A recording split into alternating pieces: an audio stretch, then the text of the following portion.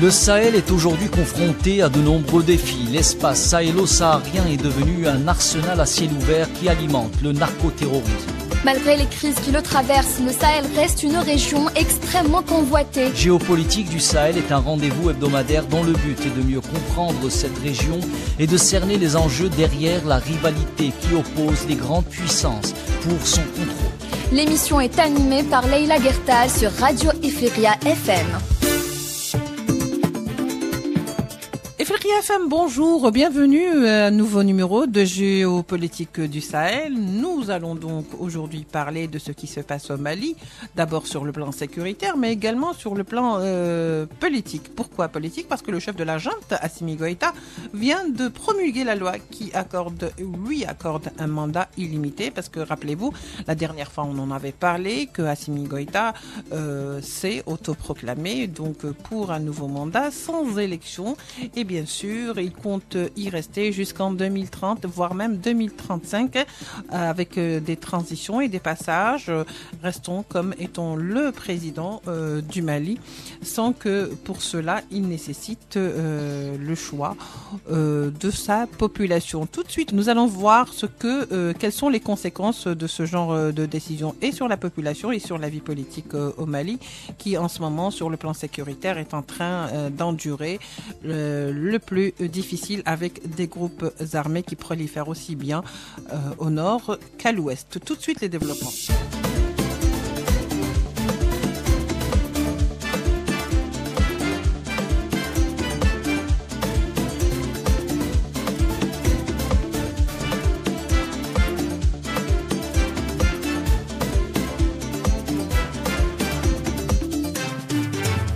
Pour en parler ce matin, nous avons avec nous notre consultant Abdelkader Soufi, professeur universitaire, analyste des questions internationales. Abdelkader Soufi, bonjour, merci d'être avec nous. Bonjour.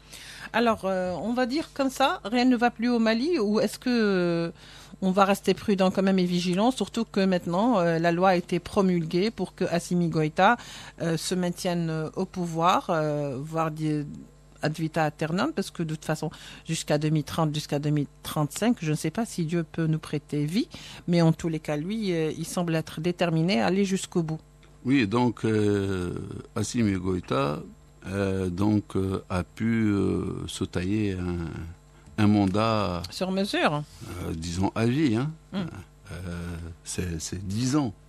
Plus les 5 ans, c'est 15 ans de commandement. Ben, s'il est sûr de vivre autant. Vous savez, voilà. Donc la loi aujourd'hui, celle qui a été promulguée en 2022, lui accorde un mandat de président de 5 ans renouvelable, autant de fois que nécessaire. Sans passer par des élections. C'est ça. Sans élection. Voilà. Et a été promulguée jeudi. Cette décision le conforte à la tête de l'État malien jusqu'au moins 2030.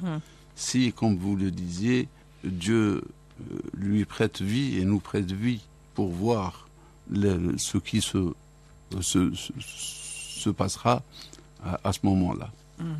Lors du sommet ordinaire des chefs d'État et des gouvernements de l'Alliance de l'AES, Assimi Goïta, donc lors de ce sommet... Dernièrement, vous voulez dire ? Oui. Donc, a promulgué la loi, lui accordant un mandat de 5 ans renouvelable. Mais renouvelable, c'est indéfiniment renouvelable. Et ça, c'est ne plus considérer d'abord l'être humain au Mali, car là, on dit que plus personne n'a le droit à la parole. Et même, vous avez vu, donc les partis politiques. Ceux qui étaient contre des partis politiques ont été emprisonnés. Le reste a été mis au placard, pour le moins que l'on puisse dire. Donc il ne restait que 2, je pense, qui ont pu échapper ou qui ont pu être dans les grâces, on ne sait pas. Et là, nous sommes dans cette perspective de blackout total chez nos amis et nos frères les Maliens. Oui. Alors, est-ce qu'on peut comprendre finalement Abdelkader Soufi, pourquoi Assimi Goïta s'est octroyé un mandat illimité, un mandat présidentiel illimité? Est-ce que parce qu'il croit qu'il est le seul homme de la situation, lui qui avait pourtant promis un changement, eh ben le voilà le changement. Apparemment, il semble être lui-même le changement. Moi, je pense qu'il y a beaucoup de malice dans cette action, car il dit « Nous ferons des élections dès que cela serait possible. Mais d'ici là... » Il revient sur sa décision. Non, mais d'ici là, je resterai le premier responsable au Mali. Les conditions seront réunies, c'est quand lui, et je pense, il le décidera. Autrement dit, c'est quand il en aura marre de gouverner et quand il voudra prendre sa retraite, si il veut prendre sa retraite. En tous les cas, il n'a pas l'air d'y penser pour l'instant. Autrement dit, il va en profiter pleinement de la gouvernance au Mali.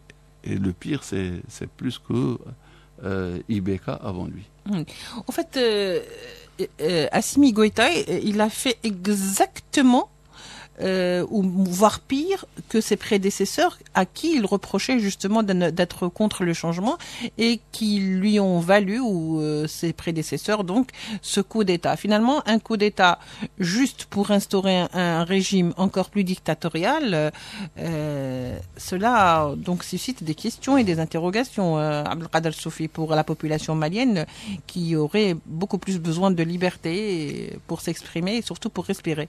Vous savez, le cas du Mali, c'est un cas très grave parce que Assimi Goïta est en train de créer un antécédent dans la politique chez lui, dans son pays, mais aussi peut-être dans d'autres pays africains.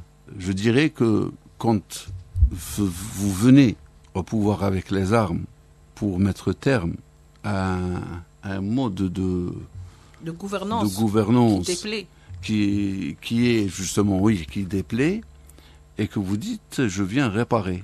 Oui, vous devez proposer mieux. Alors que tout le monde donc acquiesce et adhère à cette thèse, et vous faites pire. C'est ce que nous sommes en train de constater au Mali. Vous pouvez être le meilleur de tous, mais vous n'êtes pas le meilleur pour tous. Ça veut dire que même s'il a l'étoffe du président et de celui qui peut gouverner le Mali, il doit respecter les Maliens et passer par les urnes. Si les Maliens donc accepteront ou décideront donc que Assimi Goïta soit leur président, le problème ne se poserait plus, ni pour les Maliens, ni pour l'opinion publique internationale. D'autant plus qu'il a été applaudi. Voilà. Et donc, il aura plus de prérogatives. Mais la question aujourd'hui qui se pose, le pourquoi de cette façon de faire. Parce que jamais quelqu'un avant lui n'a osé passer certaines lignes. Là, on a passé toutes les lignes, rouges, noires. Est-ce que c'est un peu un dédain qui est porté par Assimi Goïta à toute sa population? Parce que finalement, il lui enlève, si vous voulez, le droit de choisir. C'est ça, au fait. C'est faire très peu de cas de l'opinion publique et de l'opinion tout court de sa population. Vous savez, je crois que c'est quelqu'un qui n'a pas confiance en lui. Ensuite, c'est quelqu'un qui n'a pas confiance en son peuple, c'est-à-dire en le peuple malien. Et pour finir, il sait que si jamais il se représenterait donc aux urnes, il ne fera pas le poids. Rappelez-vous que même en tant que militaire, il était emprisonné chez les Azawad. Et il a été libéré donc par accord, par la médiation de l'Algérie. C'est grâce à l'Algérie que Assimi Goïta a pu être libéré de chez l'opposition des Azawad. Maintenant, c'est que même cette forme de sécurité sur laquelle il pose les jalons de sa politique, car il dit que les conditions ne sont pas réunies, donc on va faire la guerre au terrorisme et pour pouvoir éradiquer toute forme d'insécurité au Mali. Sauf que même sur ce plan-là, il est en train d'esquisser des revers. Revers après revers.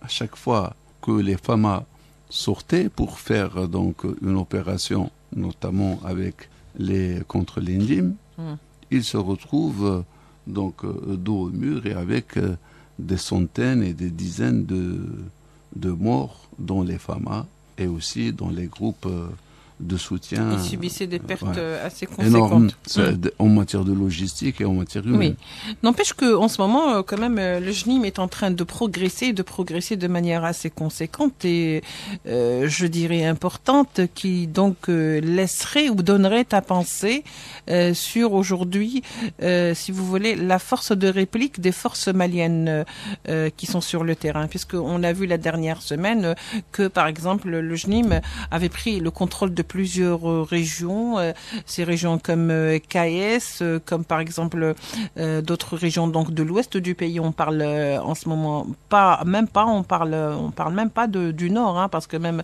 au nord, rappelez-vous, il y a eu quand même des attaques qui ont été portées à l'armée malienne qui lui ont fait donc des pertes considérables. Donc nous avons la région de Niono, celle de Molodo, de Sandaré, de Nioro, du Sahel, de Diboli.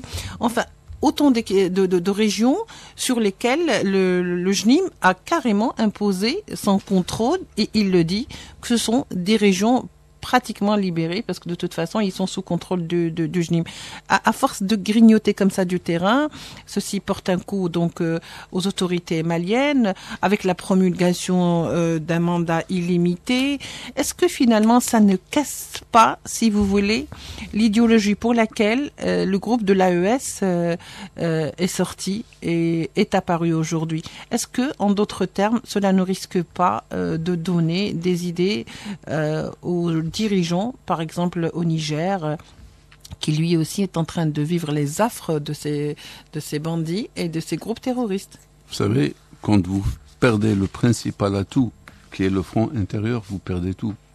Aujourd'hui, cette politique exercée par le Mali d'abord, envers la population et envers la classe politique, qui pouvait être un atout et pouvait rassembler plus d'acteurs autour des FAMA pour pouvoir mettre terme à la présence terroriste dans la région. Cela passerait par une réconciliation entre tous les Maliens du Nord et du Sud. Cela passerait par un respect aux dignitaires et à la classe politique malienne. Et donc, tous les Maliens unis pourraient vaincre le terrorisme.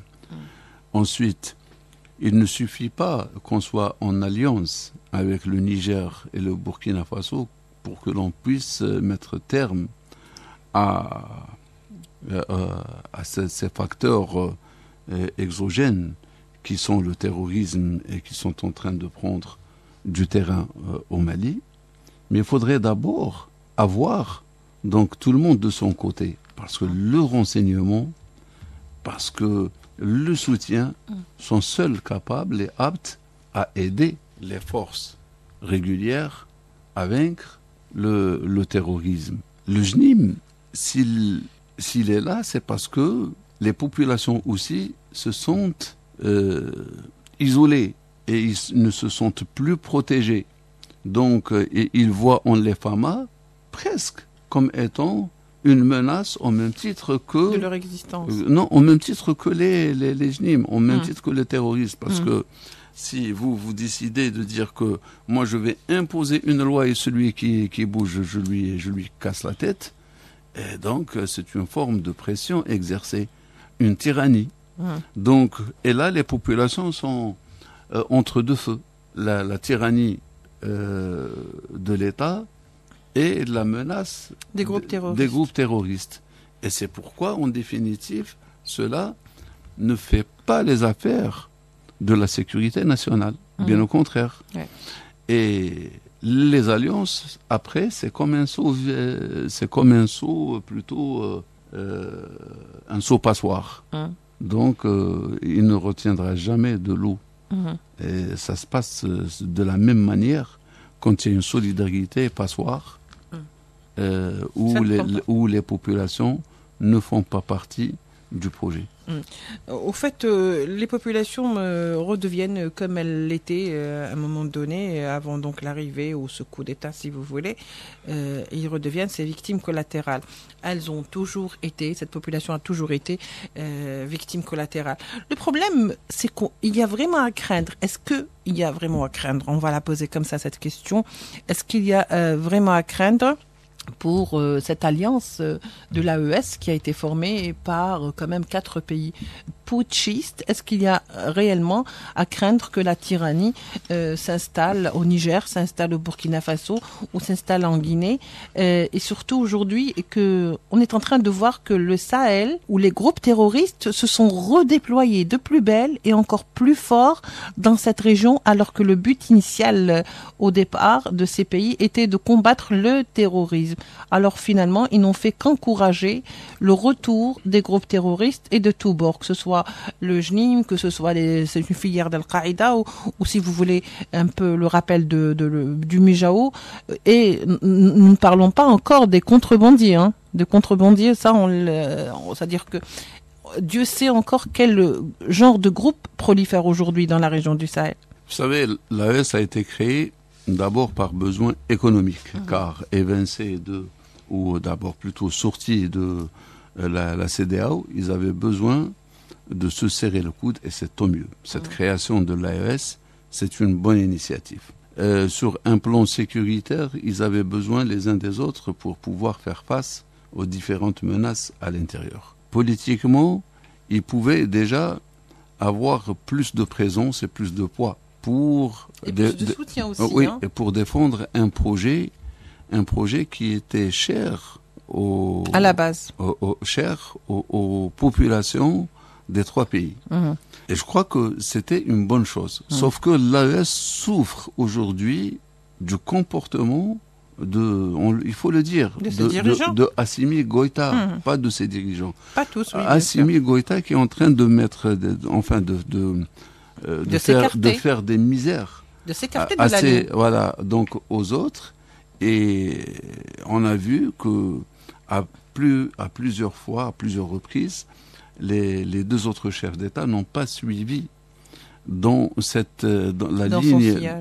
son sillage, Assimi Goïta, car ils voyaient qu'il y avait plus de la haine dans l'action que de la réflexion politique. Aujourd'hui, les États, ce sont des États enclavés. Et ils ont besoin, en principe, de partenaires qui les aident à s'ouvrir sur des marchés. Autrefois, ils dépendaient totalement du marché de l'Afrique de l'Ouest. Oui. Aujourd'hui, étant séparés de l'Afrique de l'Ouest, ils ont d'autres possibilités meilleures pour eux et de construire d'excellentes relations, notamment la Libye. On ne va pas en parler parce qu'aujourd'hui la Libye elle vit son instabilité chronique. Mais ils ont cette possibilité de le faire avec l'Algérie ou la Tunisie. Donc ils pourront arriver. Ils le faisaient avant, c'était très paisible. Et ils pourront arriver très vite donc à la Méditerranée. Et un accès facile et sécurisé. Oui.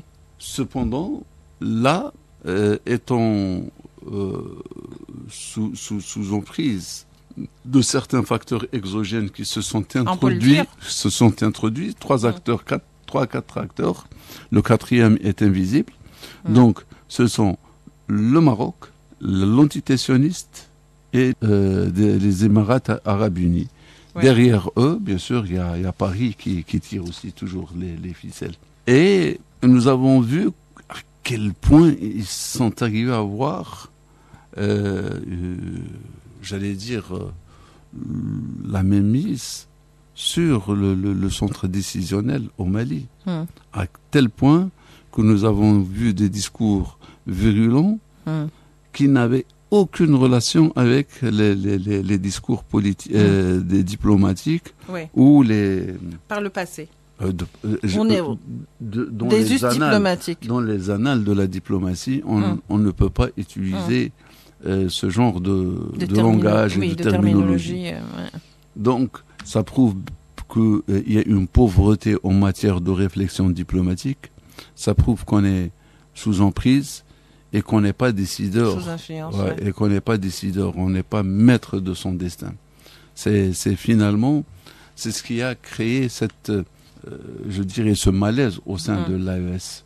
Peut-être que il est peu visible, mais il est là. Mais il commence vraiment à il est s'installer. là et on le voit. On voit bien que le courant commence à ne pas passer. Des tensions, pour ne de pas dire ne l'électricité passe dans l'air. plus, voilà, entre les trois États. C'est vrai, parce que c'est finalement, Abdelkader Soufi, ça va à l'encontre de ce qu'ils ont prodigué. Ça va à l'encontre de l'essence même de cette AES, finalement, qui prône l'affranchissement, qui prône la liberté, l'indépendance du joug colonial. Aujourd'hui, de la tyrannie.